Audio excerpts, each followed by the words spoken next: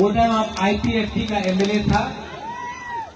आज आप 100% तिपरामोथा का MLA है।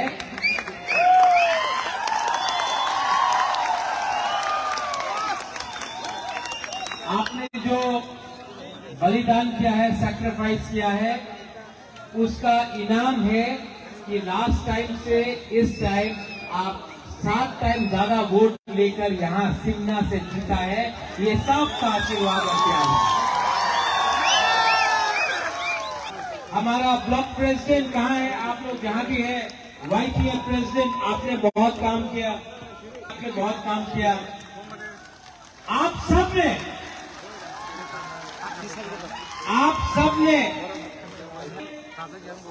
इस बार एक मैसेज अगरतला को भेजा है कि आंचलिक पार्टी बिना प्री पोल इलेक्शन के पहले अलायंस करके भी अपना खुद का पैसा से, अपना खुद का दम से फाइट करके असेंबली में सबसे दूसरा बड़ा पार्टी बन सकता है त्रिपुरा में।